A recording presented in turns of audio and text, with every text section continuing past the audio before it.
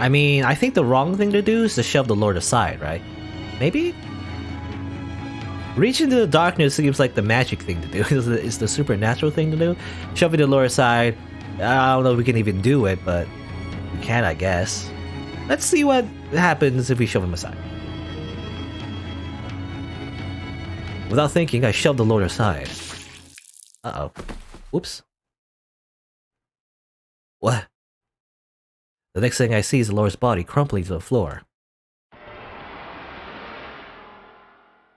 His head rolling off in a separate direction. I'm agape, dumbfounded, my eyes swimming, as blood spreads in a pool around his body. How did his head rolled off? How did that happen? How's that work? Why? Why did you kill him? Oh, it was Yukimasa that did it. Because he was trying to, save Michelle. He was going to kill you. I had no choice. Ha ha. You weren't supposed to kill him. If I had it, you would be dead. I needed his story. Not as much as we need you alive. What does this mean for my next life? I shouldn't have shoved him. Getting the truth out of him was more important than my own safety. And now, we can't get anything from him. That was a mistake. I got him killed. Hey, Michelle, what are we supposed to do now? There's no changing what's already been done. I need to think forward. How we're going to proceed. We'll go to the tower. We'll try to assuage as much of Morgana's hatred as possible to your perspectives. Come on. Okay. As you say. It's probably not gonna work, but I'm interested to see what happens. And most likely, Morgana's like, nope. Nah. I still have hatred. You all die now. Bloom, and then everyone gets sucked into a black hole. And then, history repeats itself, I guess. I can only imagine that's what happens. We'll see, though.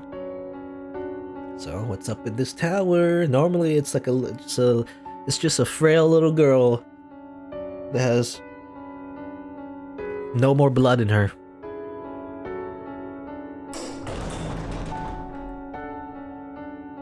Using the key we took from the Lord's corpse, the three of us unlocked the observation tower, climbed the spiral staircase, and opened the door at the top. The air in the room is bone-chilling.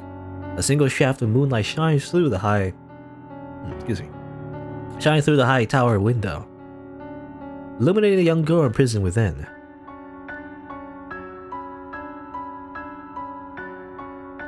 Oh, there she is.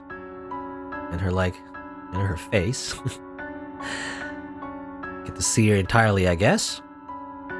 I'm aghast at what I see. She's been treated far worse than I imagined. Her skin is so deathly pale since a chill through me. Just looking at her, I'm not even certain she's still alive. Morgana. Say something, Morgana. Morgana. A combination of relief at the fact she's still breathing and anger at the condition she's in bubbles up within me. How is any of this necessary? You really have to chain her up? Tell me, how is this necessary? We didn't have to chain up at first. Not that justifies anything I know, but she started acting up lately, trying to bite us, getting violent. She's even trying to climb up to the window. There's nothing to grab onto or anywhere to put your feet, so it's not like she could even make it that high. But that didn't stop her. She's fallen and hurt herself several times. The chains were the Lord's idea. I'm sorry. I'll be right there, Morgana.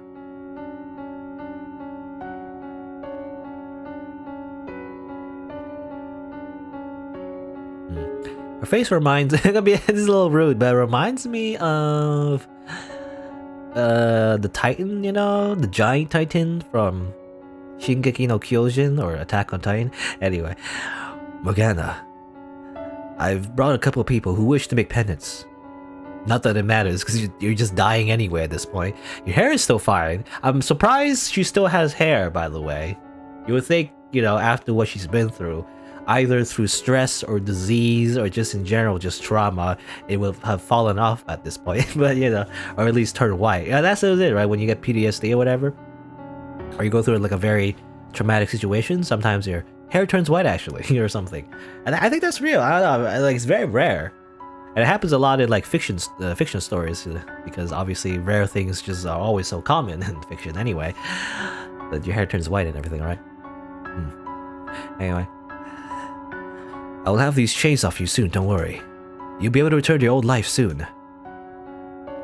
Morgana, I'm here to set you free. Stay with me, Morgana. You're all three here. What? The three men. You're all here. Morgana, you with the flaxen hair. You're a liar. A charlatan. You're a murderer. You cut off my arm. You, Lord. It all leads back to you. You torture me, degraded me for your own amusement. All three of you are here. Morgana, why did you haul those blood sabbats? That wasn't me. I'm not the Lord. Why did you go after me again? The Lord isn't here, Morgana. All three of you are right there. Morgana. Eternal suffering. No, Morgana, look at me. I'm here to set you free. Eternal suffering. Can you not see that I'm not him?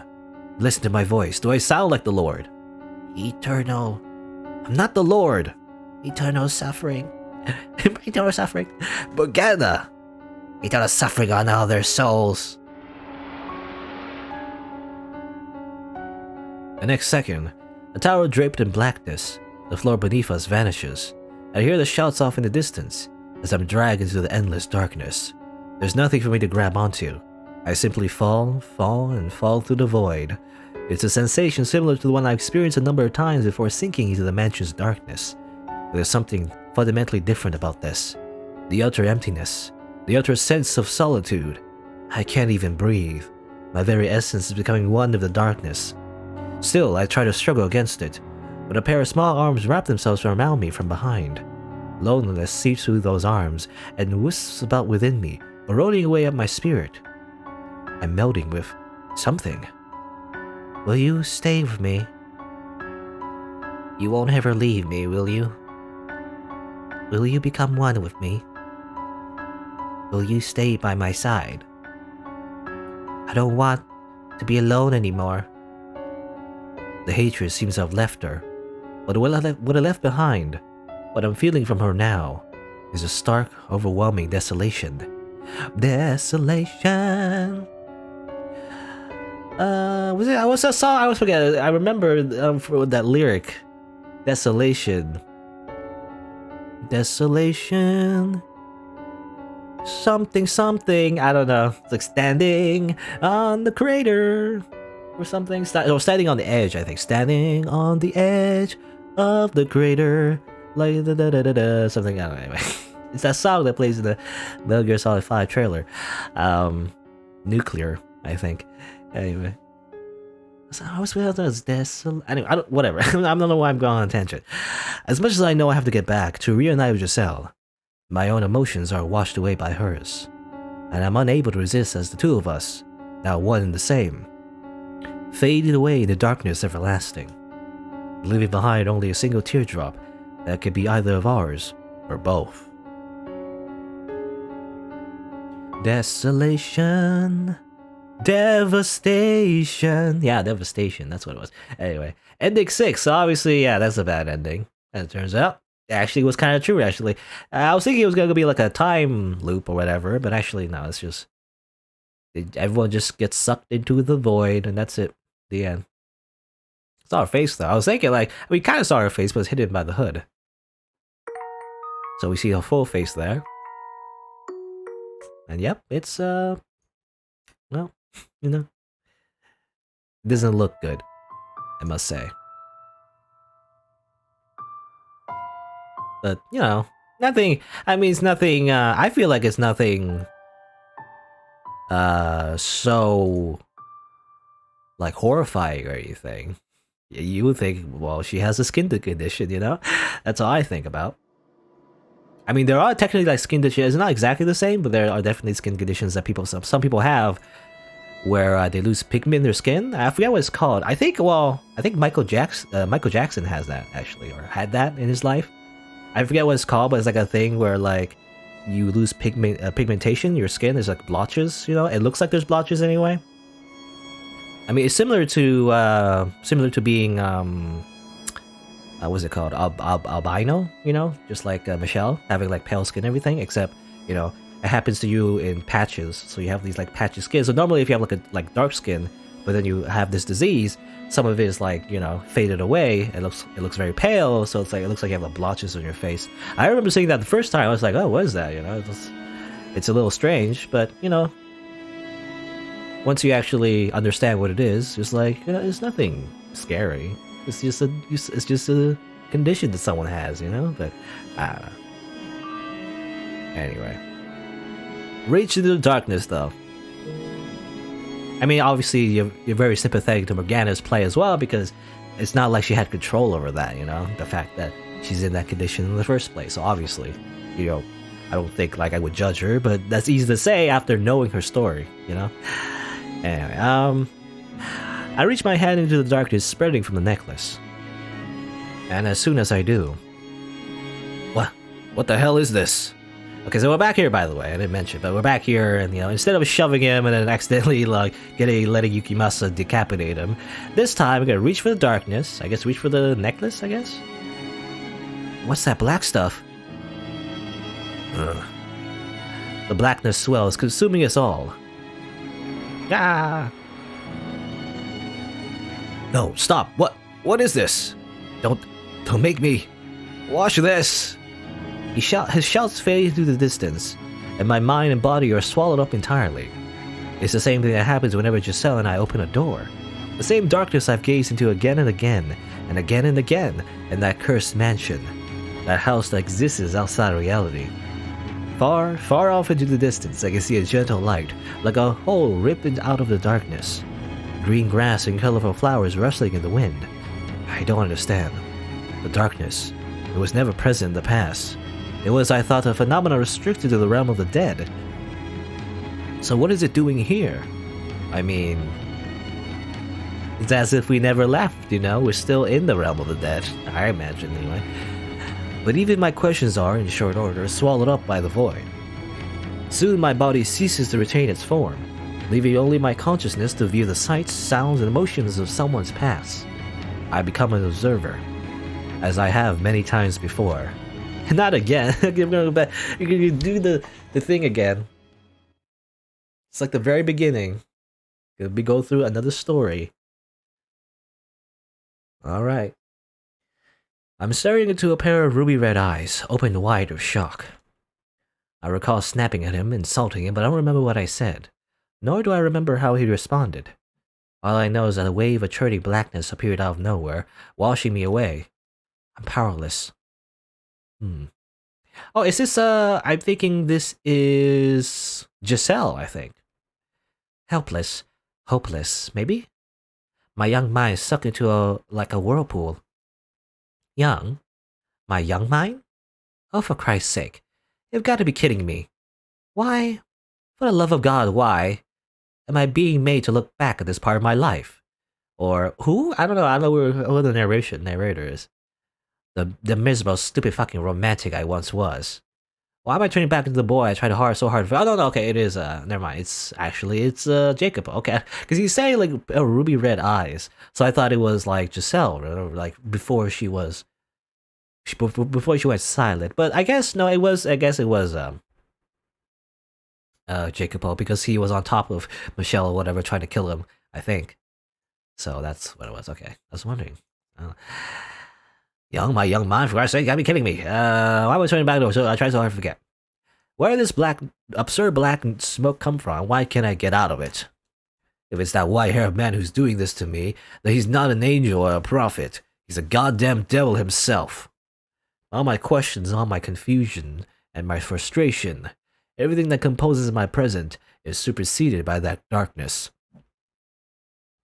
wisping away into nothing.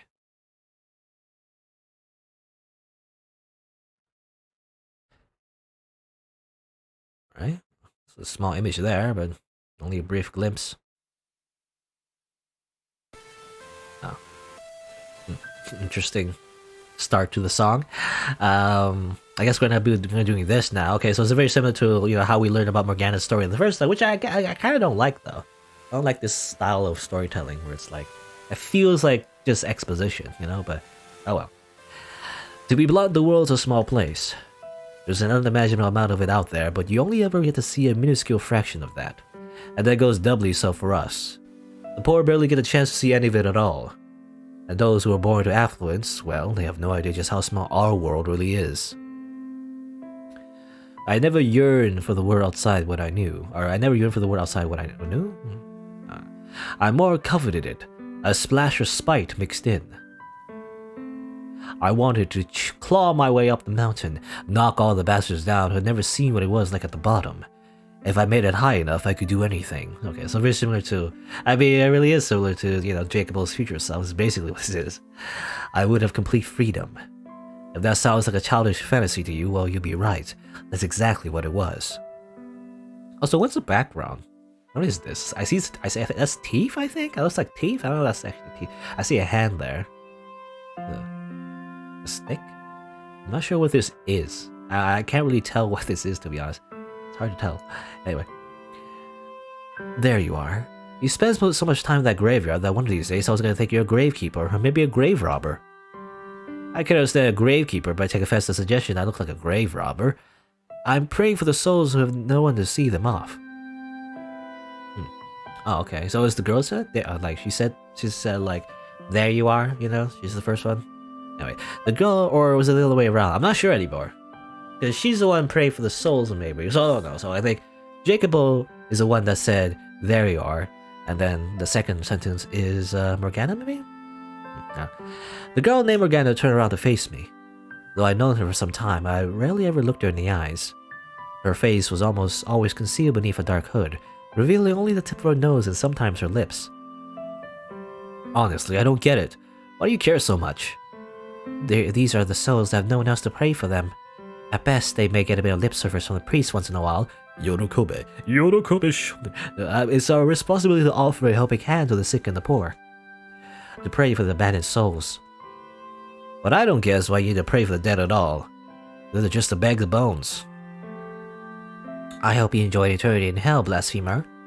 Hey, that was uncalled for. That was only a little bit of blasphemy. I'm just joking, obviously. You take black humor to a whole new level. Morgana gave me a curt shrug and turned away. She never faced anyone head-on for very long, and she had a pretty good reason for it. It wasn't because she disliked me or anything. I don't think anyway. About 3 years earlier, something had happened that had caused large patches of flesh to fall off her face. Supposedly, she had looked fine before then, but I only knew her as she was at the time. The rest of her body was covered in wounds as well, but applying ointment to them had reduced the scarring significantly. Her face, though, showed no signs of recovering. A close friend of mine, a prostitute, says she thought it might be a psychological thing, but regardless, I continued applying ointment to Morgana's face. Hey, come on, don't turn away from me. I know you can hear me. I brought ointment, so let me put it on you.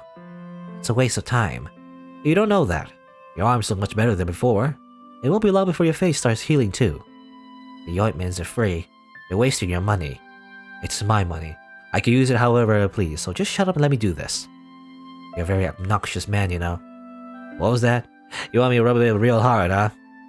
Fine. A far-along graveyard is their backdrop. A young man applies salve to a girl's raw, exposed flesh. It was quite possibly the least romantic sight in the world. I would have at the very least preferred a somewhat more pleasant location. As the thought fluttered through my mind, I let out a defeated laugh, and I could soon feel her glaring at me. Morgana could be a bit standoffish, but honestly I didn't mind. For her, this was actually quite sociable, in fact. When I first met her, she didn't act her age at all, but now she was starting to show signs of the 12-year-old girl hidden inside. 3 years prior, when I met Morgana, she'd been the victim of unspeakable abuse at the hands of the Lord. I didn't know why he had done those things to her. I didn't ask either, because I knew doing so would only reopen old wounds. All I knew was that the Lord was so far gone as a human being as to brutally torture a 9-year-old girl. At the time, The only thing that ever seemed to come out of her mouth was the word of God. Everything she said or did was ostensibly for the benefit of others. It felt to me more like she was acting out of some sort of sense of duty rather than genuine concern. Honorable, but ultimately hollow. I much prefer this Morgana, even if she could be a bit jaded. What are you hoping to get out of repairing my face? I'm not trying to get anything, I just want you to heal up. And here I thought you were trying to make me work at the brothel. How many times did I tell you? I'm not going to make you a prostitute. What other reason could you have for wanting my face to get better? Because I want to see it. Is that enough? Just so we're clear, that wasn't me hitting on you, okay? A thought never occurred to me. She fell quiet, sitting there motionless as I rubbed ointment into her face. Her skin beneath my thumb was rough and unpleasant to the touch and honestly rather stomach-turning. It was hard to imagine her face would ever heal. What I said about wanting to see her face was true. But what I wanted more than anything was for her to be able to live a relatively normal life. Yeah, I hope you're prepared to be let down if I ever do heal. That possibility is just part of the fun. You have as much tact as a worm. No, tact and bad taste. I'm a real winner. It's a wonder no one throttles you in your sleep. Throttle? What does that mean? Being a guy, of course, I could have been pleased if she turned out pretty with her face healed. But her life was guaranteed to be easier than no matter what she looked like. That was what really mattered ultimately. I could only imagine how hard it was to have your life turned completely upside down at the age of 9. A large portion of us in the slums had our share of misfortune, but hardly any of them stacked up to what Morgana had had to bear. She had no parents. When I asked about her mother, she got engaged with me, so I assumed she'd been sold off. Which is, I guess, true. When I asked about her father, though, she just pointed up at the sky, which I took to mean he was dead. A young girl, no family, set off all her own to some strange land, somewhere along the Rhine, ending up in the Lord's cruel grasp. Misfortune felt like an understatement of anything. That said, it wasn't just out of pity that I gave Morgana so much of my attention. The other reason, though, well, she'd probably go running if I told her. Hell, I wanted to hit myself over the head. I'll still be your friend, even if you turn out to be the ugliest girl in the city. You should be grateful. How is it you haven't managed to chase off everyone in your life yet? I act like a decent guy around other people. Do my best to fit in. Why are you such a dolt around me? I just do my best to fit in. So you're saying this is my fault? Oh, everyone could use a thorn or two and make it more exciting. You especially. Okay, that should be everything. Does it sting anywhere? Not particularly, no. Alright. Oh, and also finish up here and get back to Mario soon. Unless you'd rather I drag you there. Why? Seriously? It's your damn birthday, that's why. Uh-oh. that's her birthday is when the brothel gets raided. And? What do you think, dimwit? She wants to celebrate.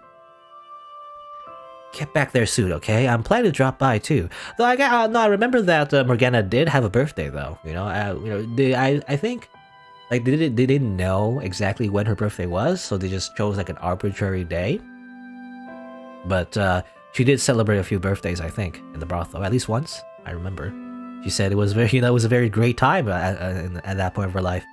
Anyway, get back there soon, okay? I'm planning to drop by too. Okay? Okay. She gave a sheepish nod, which was honestly kind of cute, but of course I couldn't say that. So I shrugged my shoulders, feigning exasperation, and turned to leave. Once I might have offered to accompany her back to the brothel, but Morgana never seemed keen on the idea of walking anywhere with me.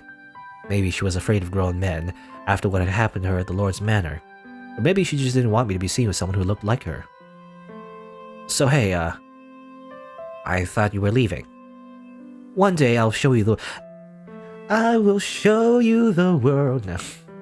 I don't know the rest of that song goes. I don't even know. I just know that I will show you the world.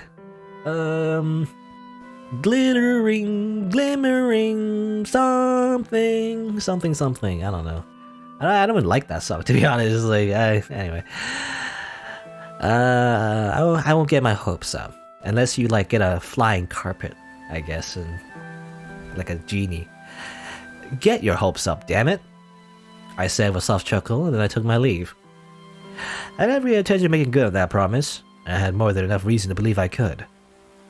Then you imprisoned her in the tower. I don't know, we know the ending of this story, but 3 years back, there was a slave revolt at Lord's Manor. I'm still kind of like...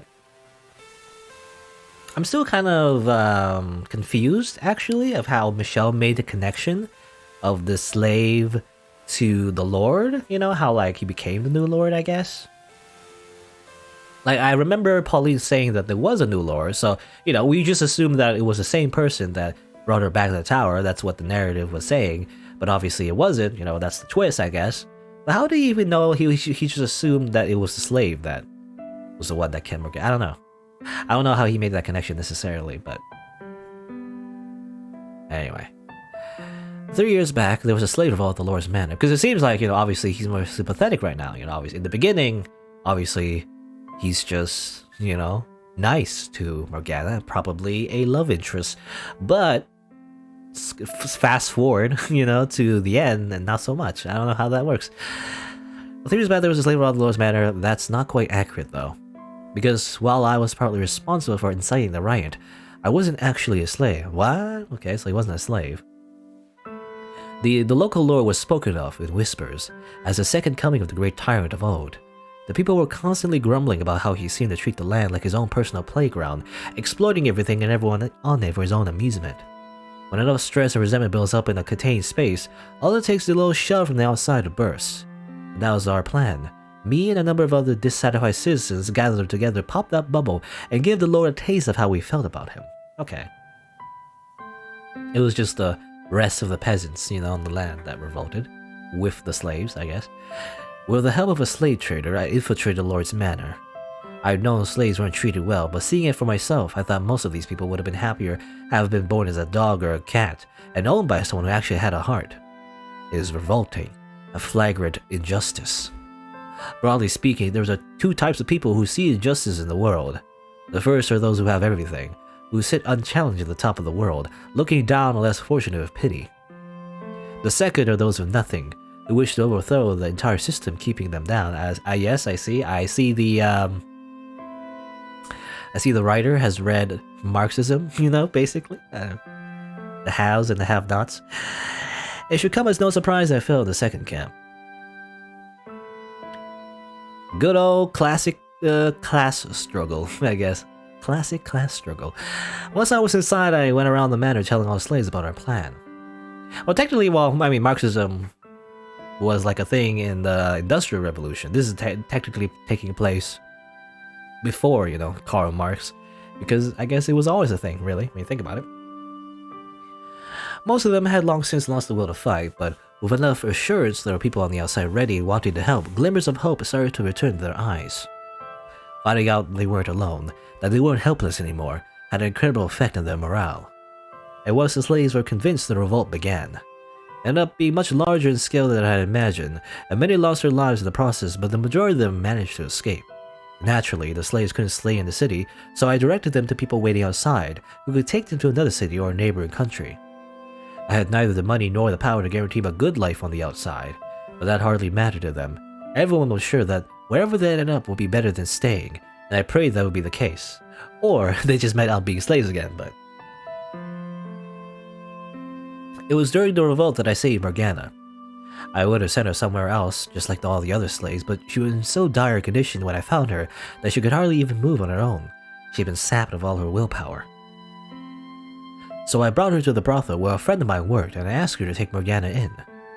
My companions and I reveled in the revolt's success. It wasn't enough of an accomplishment to have any real political implications, but we still felt like heroes. Drunk on victory, we started talking about going bigger, starting a full-on revolution. Vive la revolution! It's probably a bad idea though, because that lord is probably just one lord of one land.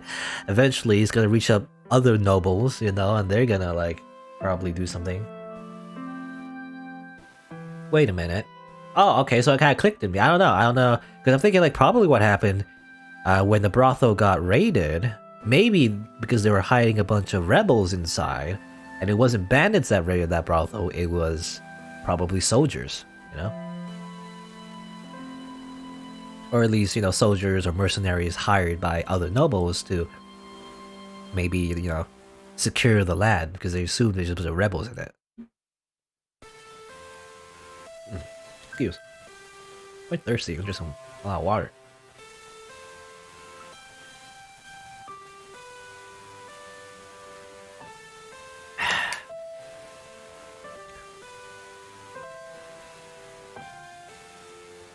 Excuse.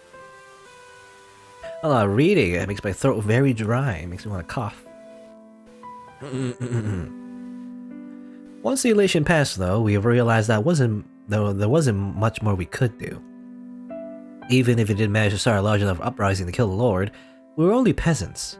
Not only did we not know the first thing about ruling, the other counts would never acknowledge our authority anyway. You know, just like how it is in Mountain Blade, by the way. Mountain Blade Warband, you just take over like a castle, and then all the other nations just instantly hostile towards you, and then your victory is very short-lived. Anyway, we pretend to be in control until the next in line showed up, and that would be the end of that. So we just ended up sitting on our thumbs, no way to do anything about our discontent. Skip forward to about a month before Morgana's birthday. One day, a middle-aged woman approached me. I'd never met her before, but she had wavy hair that reminded me a great deal of my own. Looking me straight in the eye, the woman said, "I was once a maidservant for the Bonnier estate. They've done their best to keep it a secret, but I had a child with the previous lord. And that child is you." Okay. Is that true? If it's true, I mean, you know, Michelle said, like, there's no royal blood within you, but it could be true that he does, or it could be a lie, I don't know. The revelation came completely out of the blue. According to her, I had royal blood, and if I convinced the Lord of that, I would become royalty. Furthermore, she, as my alleged mother, could return to her old life in the manor. The woman urged me to take action, to meet the Lord, reveal my lineage, and reclaim my rightful place at the Bonnier house. As like a bastard child, I guess, technically. I think that's what it is, you know, like a bastard child. Because normally you're not supposed to, you know, have a child with like a peasant as like nobility or whatever. But technically if you do, they have a claim to your throne, I guess. I would no longer be a poor peasant living in the slums. I would have a comfortable life. I obviously wasn't going to agree on the spot. Her story was so blatantly dubious I need some time to think on it. If she was telling the truth though, it could transform a revolution from a dream into reality. We wouldn't be restricted in inciting inconsequential uprising. I could seize power legitimately and make some actual change. So I asked the woman to give me some time to consider. "Have you decided what you're going to give her?"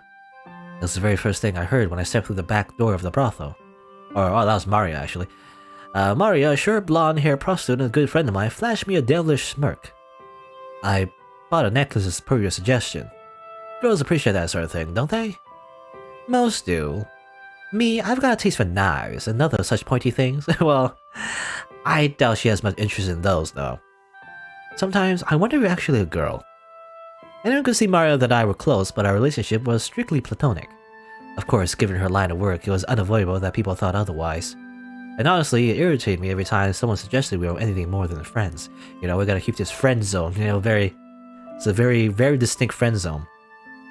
People have this annoying, short-sighted tendency to assume just because a guy and a girl are friendly, they must be intimate, you know? They gotta ship together, especially in any kind of fiction, because often there's not be a lot of characters.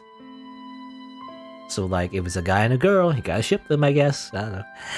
It didn't matter that she was a girl, I only thought of her as a friend, and as best as I could tell, that's all she thought of me as well. I don't know, actually I don't know, I have no idea. It's never really revealed what Mario really thought of Jacopo. In the story, you know, in the future, but Mario and I first met when we were children. Even at that age, she was already a prostitute, myself a petty thief. Oh, there's a bunch of skills at picking locks, I guess, and sneaking around. We were both incredibly lucky to have survived to adulthood with only ourselves to watch each other's backs. It's possible the only reason either of us has maintained the willpower to survive this long was because we had each other to bitch about life to when things got bad. "So, is today the day? Are you finally gonna tell her how you feel?" "Excuse me? Tell her how I what?" "Don't be coy. You know exactly what I want. It's about time you man up and told her. I think you got a better chance than you think. Do I need to remind you how old she is?" 12, as if today. Practically an adult. I don't know. I was knee-deep in dick at that age. Oh my god. Well, I mean, you know, it's times. It's back in the day, you know. Standards are different, I guess. You're comparing her to you. The longer you hold off saying something, the more difficult it becomes. Mario's so blunt about it, though. Anyway. Break a leg! Party's gonna be in the back, so there won't be any customers around to interfere. Alright. I chewed over what Mario had said as I watched her disappear down the brothel corridor. Though he has a necklace, right? So, okay, so it is the birthday that, I mean, this is the birthday that the brothel gets rated on, you know? She wasn't wrong. She wasn't overanalyzing. I did indeed have special feelings for Morgana.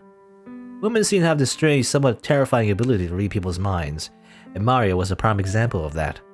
I never once so much as suggested anyone I might think of anything of Morgana, but Mario has somehow managed to pick up on it almost immediately.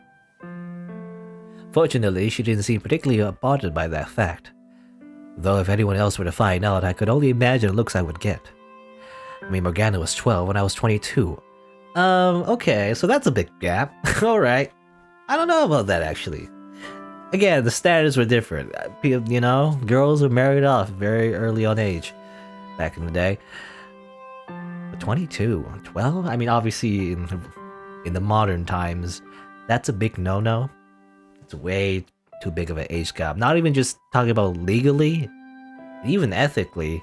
I mean, obviously, well, ethically, obviously, but also just in general, like, relationship with like a 12-year-old, like when you're 22, is like, that's, I don't know. I don't know about that. That's not like a very healthy relationship, I feel like. It's very, you know, the dynamic isn't very equal in that sense. I don't know. I feel like, I don't know. I imagine in this visual novel, the point is that, you know, is that maybe Morgana mentally is, you know, very mature at this point because of the trauma she went through and everything, but, yeah, I don't know. It's like, whatever. That wasn't normal. I've never felt this way about anyone else that young either. Any other girl Morgana's age just looked like another kid to me. So why was she any different? She was covered in scars, and every other time we met, she would tell me to go to hell. And she refused to walk anywhere with me, and no matter how much ice I broke, I could never seem to get all the way through. Yet still, the world felt like it was just a little bit better of a place when I was with her. It made me want to see her smile, no matter how grotesque her face. How would I even go about saying it, assuming I actually did? Even your face still isn't healed in 4 years, I'll take you as my lifetime partner, Morgana? God, no, that's terrible. That's a better way to put it. Now I was getting stressed out. It was all thanks to Maria. This was supposed to be a day of celebration, not of fretting over stupid personal matters. Not long after I arrived at the brothel, I made my way to the back room. Maria and a handful of other unoccupied girls showed up. Morgana, who was supposed to be the guest of honor, was even more reticent than usual. How do you say that? Reticent. The prostitutes chatted amongst themselves about work in unabashedly graphic detail, trading info on which customers were good and which customers were bad, all the while Morgana looked incredibly uncomfortable. You guys think you can maybe change the subject? Like we have anything else to talk about. Making the birthday girl want to hide in the corridor defeats the whole purpose, don't you think? Oh no, don't mind me. I don't have anything I want to talk about. Morgana said almost in a whisper, her head downturned. Well, at least eat something then. The cookies are barely sweetened and dry as rocks, but they're edible. Jacobo, you little bitch. Got some stones to shit talk my cookies to my face. Stop it, Maria. Stop throwing things at me. The other girls cackled as Mario and I bickered. Hoping it might have elicited a reaction from Morgana as well, I snuck a glance over at her, but she remained expressionless. You are right about one thing, though. This is Morgana's day. So let's change the subject. Mario said with a little laugh, having heard everything within arm's reach at me. Like I said, I don't have anything to talk about. Sure you do. You just have to look a little harder. Not saying you have to reminisce for us, it could be anything. Let's see. Well, here's an idea. Are there any guys you got your eyes on? I spilled my tea all over the table. There is. And then I started choking. What? Seriously? Holy shit. Who is it? Tell me, who's the lucky guy? God. Oh, God, as in like God.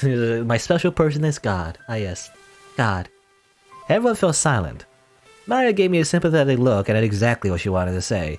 Sorry, kid. You got nothing on God, you know. Asshole. I was gonna dream big, right? Yeah, I get where you're coming from. Pining after the all-powerful, all-knowing God. I'm with you. You bald-faced liar. The grass may be a hell of a lot greener up there, but it's a bit far, don't you think? Better I was selling for the weeds down here. Did she just imply I'm a weed? Mario looked over and gave a wide grin that's letting me grinding my teeth, then continued. Say, the young man over... Oh, wait, stop right there! Don't say another word. Whoopsie, me and my big mouth, I almost did your job for you. Damn it, Mario. That was not good. Like, hell I wasn't gonna let her corner me into saying it here. I stole a glance at Morgana, but her gaze was locked on her knees. I couldn't see what, if any, kind of reaction she was having, or what, if any kind of reaction she was having. Morgana, what she was trying to say is that I have to go. What? I have to go to the bathroom. Oh, sure. Morgana got up from a chair and left the room in silence. I imagined she was making a rather flaccid expression because as soon as Morgana was gone, Mario began cackling like a madwoman. My reply was the nearest object, courtesy of my throwing arm. Just throwing objects. Loser! Or is it just to say it? It would have been easy if you just cornered me like that. You think I believe you would have done it without a little nudge? I would have, eventually. You know, when she's getting a little older. Eventually, I'll cut it. Now's the right time, I guess. And don't worry, me and the girls will make fun of you for getting your rocks off the little girls. That's not the reason I like her. Besides, I would have waited at least 4 years before. Doesn't mean you can't tell her now. Even though that's kind of like... There's a term for that. It's called grooming, by the way. Anyway, I think it'll do her wonders, really. She's, well, you know. So I think knowing someone cares about her will lighten the load a bit. When she comes back, give her the necklace and tell her how you feel. And if she turns you down, we're gonna have a good laugh about it. Mario and a few other girls chuckled. As uncomfortable as she was making me feel, she had a point. Regardless of whether Morgana reciprocated my feelings or not, there was a good chance that just putting them out there would help in breaking down the walls she built in her heart. And maybe one day, I would actually be able to see her smile. I'll do it. I'll tell her. It didn't matter if it came out looking like a zoomer? No, a zoomer. No, came out looking like a loser. It didn't matter if Morgana wasn't interested in me that way. What mattered was that she knew someone accepted her, regardless of her appearance or the things she'd been through. And if by some chance, there really was royal blood flowing through my veins, then I could make good on my promise to show her the world.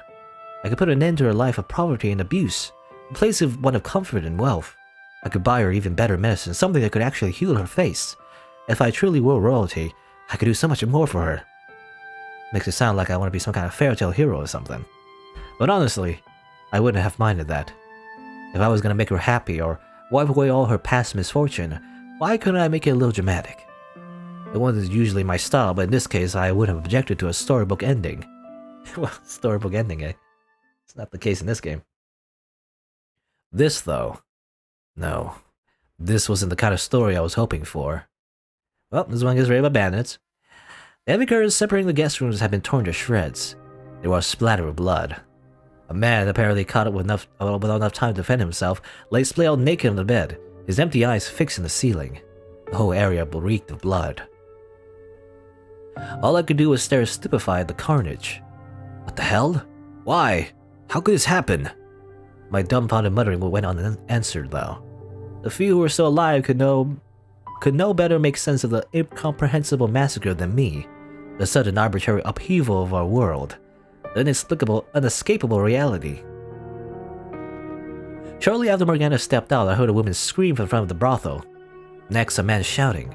At first, I assumed it was one of the customers losing his temper over something, but the tone of the scream seemed somehow off or something like that. It wasn't long before the noise had escalated to alarming levels, so I dashed toward the source of the shouting. A good dozen men, bandits, or maybe thieves, they seemed more organized, had raided the brothel. They slaughtered all the customers, stripping them of any valuables, and they tied up the girls, killing any who resisted. The first thought that rose in my panicked mind was that I needed to find Morgana. I needed to get out of here. I needed her to get out of here no matter what. I couldn't let her birthday turn into a tragedy. Oh, too late for that. She already made it through enough. I had to make sure she didn't suffer any further. I had to make her life into something good. I searched and I searched, but there's no sign of Morgana anywhere. And suddenly something seemed to crash into me from behind, causing me to stagger. It took a few seconds for the pain to set in, which is when I looked down to see the tip of the blade sticking out of my gut. Blood streamed along the metal surface, and there were little bits of flesh caught on the edges. I turned around just in time to see the man holding it kick me away. Before I had time to process what was happening, I hit the floor and lost consciousness. I guess you've been backstabbed, you know, like a Dark Souls invader is what happened. If I were a hero, I could have surely eradicated all the violent intruders in the blink of an eye, saving everyone. Protected the which I wanted to protect. Not had to lose anything.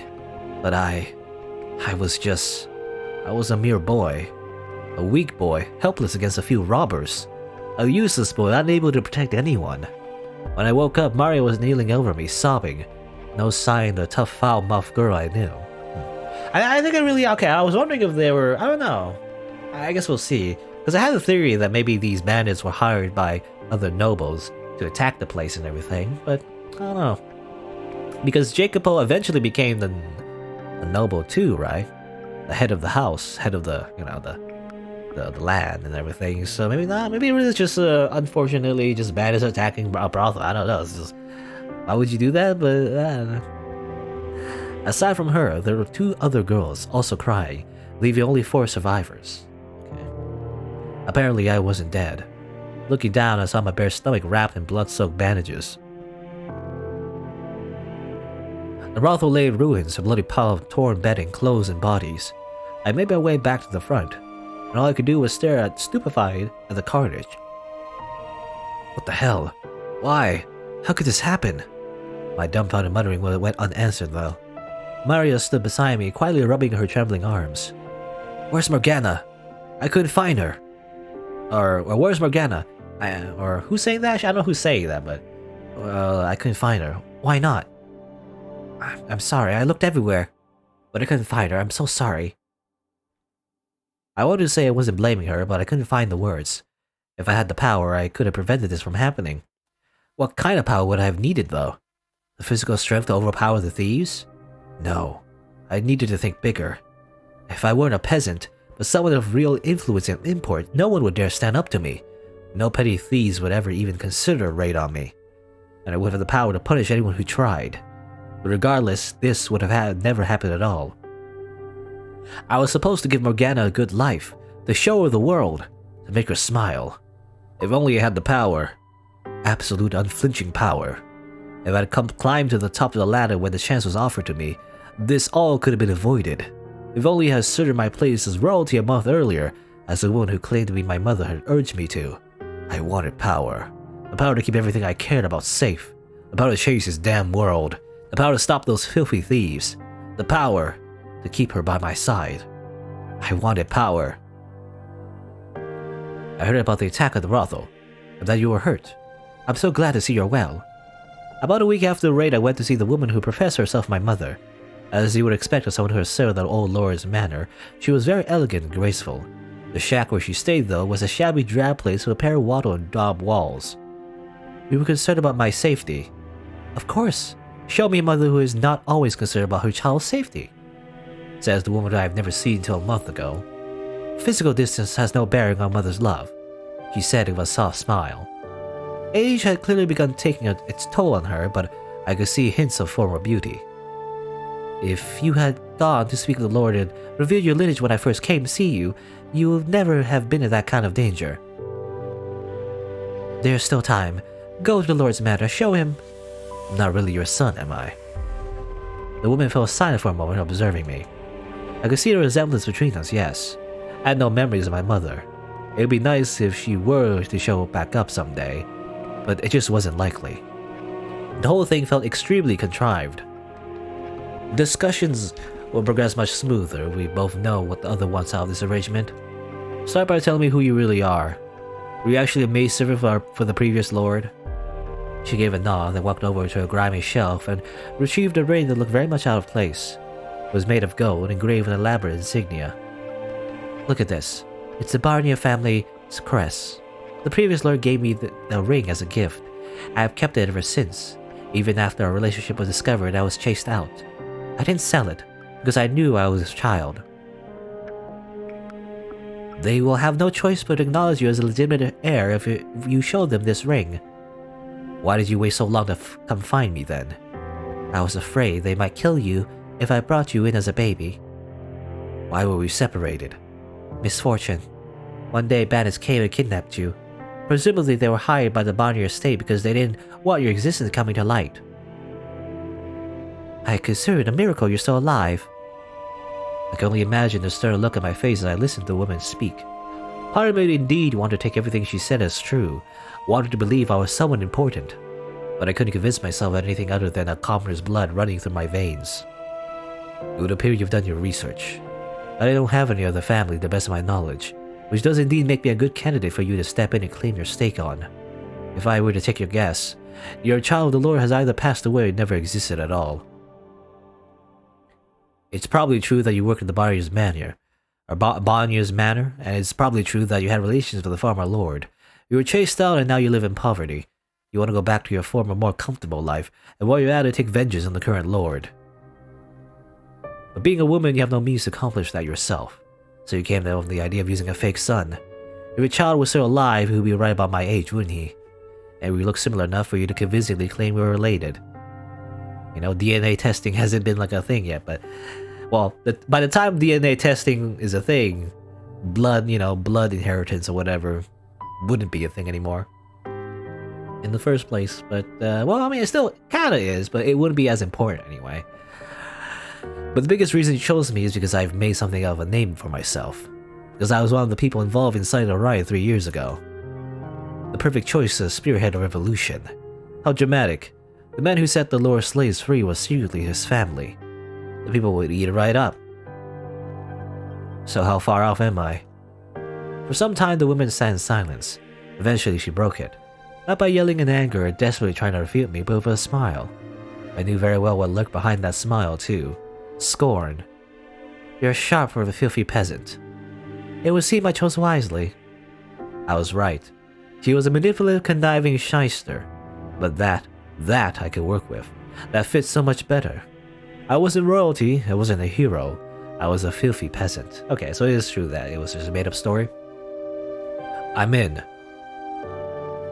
The first thing I did after agreeing to work with the woman was not to approach the Lord, but to reveal my false lineage to my accomplices. They all thought I was joking until I showed them the ring. Then their dreams of revolution started seeming far more realistic. Maria was the one exception. Not only did she not believe me, she tried to stop me from going through with the scheme. Haven't you had enough danger for one life? Come on, forget about all this revolution stuff. We can build up a new brothel and just stay low for the rest of our days. Does that really sound so bad? You're the only friend I've got left, Jacopo, she said somewhat desperately. I sympathized with her concerns, but I didn't want to let this chance to gain some real power slip away. I was done having things taken away from me.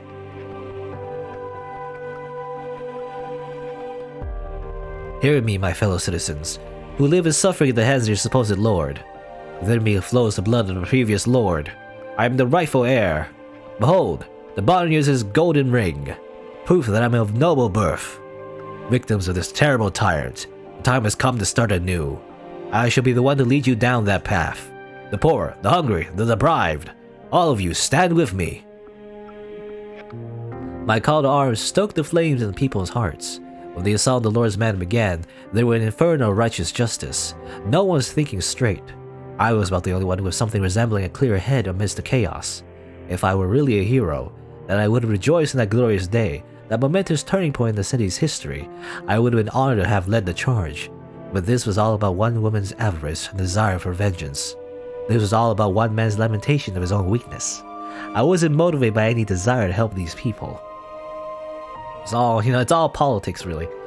Lord backed into the corner to beg for his life. I decapitated him, and held his severed head up for the people. Their cheers and shouts filled the air. As I watched them rejoice, I wondered, was this the future that awaited me?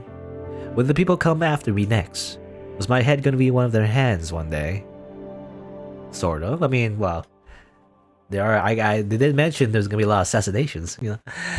The king and the other counts acknowledged my royalty, though it was less because I had the Bonniers' ring, and more because they thought that was the best way to prevent things from getting any messier. Okay. So they do acknowledge him, so that's how he became a lord. So with their approval, I formally became the lord of the land.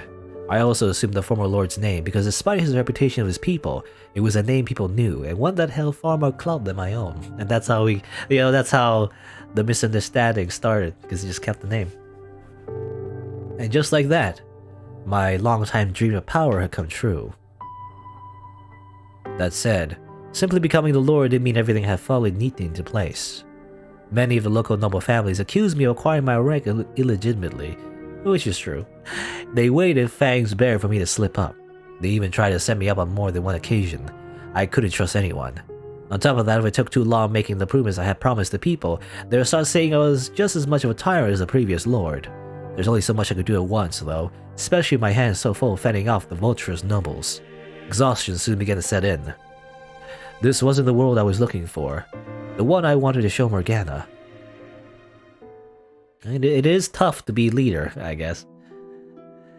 It was day after draining day of betrayal, constantly having to look over my shoulder, fighting to meet unrealistic expectations. I was starting to lose sight of who I was as a person. I couldn't let anyone see me looking weak. They would see it as an opportunity to take advantage of me, to manipulate me, to eliminate me. I needed power to protect myself from those people. Attaining rank was the only first step. Only the first step. I needed even more power.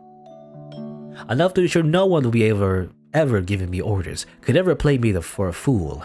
I turned my attention first to bolstering the economy. I provided subsidies to merchants in the city. I expanded trade routes. I made it known that people of any skin color, even those not welcome in other territories, were welcome in my land, trying to bring some vitality to the city. The previous lord had evidently loved to throw parties, squandering away nearly all the tax money on his own entertainment. If it had left me more to work with, I would have used it to clean up and repair the slums. But for the time being, that had to remain another item on the checklist. I needed more money flowing through the city as a whole before I could make any headway on fixing up the poorer areas. Helping the people who needed the most quickly became a secondary objective. I had a pretty good idea what my former accomplices still in the slums were saying about me. He used us. I could practically hear them whispering. Some of them even started publicly slandering me in an attempt to undermine my authority, claiming I wasn't suited to be in a position of power because I spent most of my life in the slums. It wasn't long before they convinced the people I was just another tyrant. I'd hoped that they, if no one else, would have sympathized with my position, realized I had every intention of helping them, and that I simply didn't have the resources for it yet. Probably should have communicated that though. I feel like, again, it's a parallel between him and his future incarnation. If you just communicated that though, to the people that you wanted to help, maybe they wouldn't betray you in the first place, but you didn't do that, I guess. But no one saw what I was doing. No one believed me, even when I tried to explain. Okay, well, I guess he tried. In one case, I invited an own companion to my manor to discuss matters, but the meeting only turned into an attempt on my life. Having absolutely no one I could trust, no one I could call an ally, hit me a lot harder than I expected. It twisted my worldview beyond recognition. I had no need for sympathy. I couldn't show care for anyone, otherwise someone would inevitably use it against me, old friends and strangers alike. In fact, those who knew me best, those who were aware of where I had come from or what I had been before, were the ones who fought the hardest to tear me down. Rules needed to be created, punishments established. I couldn't allow anyone to take this power from me. Anyone who so much as suggested to come from the slums, anyone who dared disrespect me, had to be eliminated. All threats exterminated before they could reach me. Well, either way, you become a tyrant, I guess. Somewhere along the line, I lost sight of my original dream. Lost all my desire to do right by the people I cared about. Hell, I didn't have anyone to do right by anymore, or I didn't have anyone to do right by anymore. Why did I need to climb to the top of the ladder? So no one could kill me. Why did I want money? So no one could mock me. Why did I want power? So no one could oppose me. 4 years passed, and I found myself in a very distant place. Miracle blood sounds like a sham to me. You never know. They say the Salva first cry brought the rain to the land where she was born, saving the whole village from drought. And they say her blood has the power to cure any disease. One day, a curious rumor came to my attention, the kind of whispering I wouldn't usually put much stock into. It was said there was a witch living in a cottage by the lake. Few had ever seen her face, but it claimed she had the same voice as a girl who had supposedly performed miracles several years earlier in the faraway village. The people loved their stories of heroes and miracles, and it could show some support for the churches that maybe people would stop complaining I was focusing too much on the economy. So I devised a plot to capture the witch and make use of her miracle blood. Okay, it was by chance that he heard about it. He wasn't actively looking for Morgana, but I guess it was coincidence that he heard about it. I would establish a new church Have it be run by a nun the city had been fawning over for some time. They called her the Saintess. Then I would take the witch's blood and call it miracle medicine, distribute it in exchange for I always forget how you tithe. I think it's called tithes. Yeah, I think it's called tithes. Even though it's like a V sound, except there's no V for some reason. It's tithes, tithes. I think is how you say it. Tithes, which people were certainly coming for droves or come for in droves. And if the blood somehow did happen to have special powers, then that would make the scheme much more effective. I'll worry about the veracity of the rumors later. Right now, all I want for you is a capture and bring her to me. I was too busy handling to handle capturing the witch myself, so I went and found someone to handle it for me. He was a former slave who had several years back massacred an entire carriage of slaves and the slave traders transporting them. Obviously not an upstanding citizen, but there was little doubt he had any trouble apprehending a single witch. The biggest reason I chose him, though, was because he was enamored with the nun. I honestly thought it was rather hilarious, a murderer falling in love with a nun. I expected the man to object, but he agreed almost without hesitation. There was a mansion in the outskirts of the city, which the previous lord had built for himself and got unused since his death. It was there I decided to keep the witch. It was there I decided to establish a church.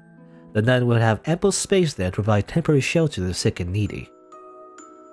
I thought with what little remained in my conscience that I was doing the right thing. If one witch, probably an old woman at that, was all it cost to accomplish such a good, then a worthy sacrifice it was. In an ideal world, it wouldn't matter young or old, a human being was an unacceptable price for anything. But this was far from an ideal world, so I decided that taking what little remained of this woman's life was the best, no, only acceptable course of action. Okay. So he didn't know it was Morgana. He just assumed he's gonna sacrifice someone. It's like utilitarian, right? That's the word? Sacrifice the one to serve the many, I guess. Even though the blood was technically it was fake anyway, but yeah. She would probably despise me for it, but would gladly accept her hatred in exchange for the benefits her blood would bring the city. It's our responsibility to offer a helping hand to the sick and the poor, to pray for the abandoned souls. Morgana's words from years back popped into my head. I believe that, as aggressive, self-centered, and utterly lacking in compassion as my methods may have been, I was following that mantra. I was offering a helping hand to people who needed it in the only way I knew how. I wasn't so dense as to think she would approve of me making an old woman pay the price of my charity, though. Doing this made me no better than a thug. But everything has a price. For every extravagant feast held, a dozen people go the night without food. That's simply the way of the world. I was no god. I was no saint. I had blood on my hands. I was a villain. I knew no way to accomplish a good. Without doing bad. After the swordsman had departed, I took some time to myself. I filled a goblet of water, smelled it, and gave it to my pet dog before gulping down the rest of it. Okay, to check for poison. Are you still out there somewhere, Morgana? What would you think of me if you saw what I had become? Well, you know, you might get your answer pretty soon, Jacobo. Pretty soon indeed. I mean, I don't know. I was thinking his biggest downfall, I guess, it really is that he doesn't trust anyone. By the time he reached out to people that would have, trusted him, the ones that he was trying to help, they tried to kill him, I guess. I feel like maybe he should have, if you're gonna be like nobility and everything. I mean, I guess he just didn't know. I guess it's just circumstances. But he should have, cooperated with the people he's trying to help. Let them in on the decision making. If they feel like they're making decisions too, then maybe they wouldn't kill you. I don't know. Maybe not. I guess democracy wasn't really a thing back then, though, so it wasn't really a concept. Anyway, several days later, when originally planned, the swordsman finally arrived at the mansion. Oh yeah, so this is after Yukimasa got the witch, cut off her arm though. But I had chosen the observation tower on the grounds for the witch's prison. It was there I waited for him. He showed up with a burlap sack swung over his shoulder, setting it down the ground and saying, "There's your witch." I could only hear a muffled grunting from inside the sack. but it didn't sound like an old woman inside. Maybe people assume witch means old woman, I guess. But obviously it's not. The man's clothes and the bag both reeked of blood. Tell me you didn't harm her, dog. I smell blood. You only instructed me not to kill her. Mistakes were made. Limbs were lost. I feel like that's a quote or something. I don't know. Mistakes were made. Limbs were lost. You know how it goes. I cleaned up all the blood I got on me. No one suspected anything. That you are able to immediately recognize it as smell of blood says quite a bit, Lord. You have killed before, haven't you? Enough yapping. She is alive, yes? Of course. I felt a tinge of guilt for the woman, but it didn't last long. Although my scheme and the fate I awaited her was the same regardless of the condition she arrived in. I tossed my gaze from the man to the bag. He crouched down to untie it, revealing a young girl, with one arm severed. As soon as I saw her, I knew exactly who the girl was. But why? What was she doing in the bag? Why was she the Lakeside Witch? What was she doing here? Why was she so pale and shaking? Why had I ordered her captured? How could I have done that? How could I have let this happen to her? Morgana.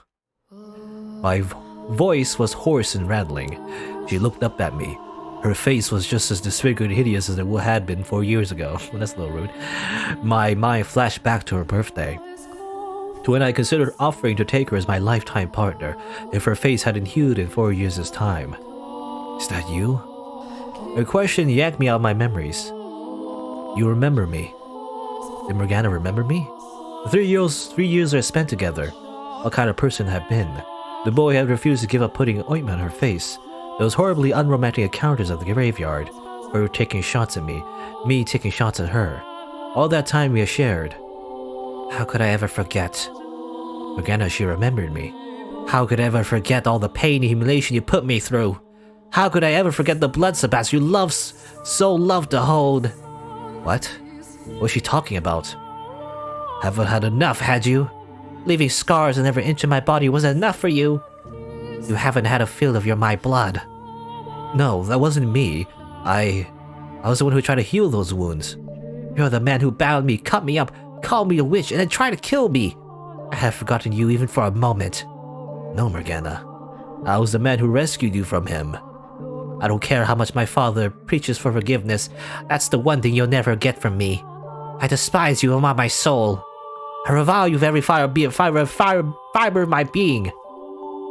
For every scar you gave me, I give you a lifetime of hatred. No, Morgana. I was not aware you knew the Witch Lord. His voice made my blood run cold. I didn't just know her. Morgana was... This man, the Lord. He destroyed me mind and body. Oh, that was another man. He's already dead. I had just taken his place. I had come from the slums. I'd been part of the slaves' revolt. I knew I had to tell her. You ruined my life. Between the sting of Aunt Morgana's accusations and my need to protect my current position, I couldn't muster the strength to do it. If someone were to find out I wasn't legitimate royalty, and I come from the slums, and everything had to work so hard to build up. To build up for who, though? Would come crumbling down. I really think it hasn't already. All I had left was my power, my rank. Is that what I actually wanted? I couldn't afford to lose that too. When did I first start straying from that path? Yes, I know her. Or I knew her years ago. I see. What do you want to do then, Lord? You look sick. But this doesn't change anything. We locked the witch up and proceed as planned. Why? Why couldn't I tell her the truth? How could I keep her imprisoned?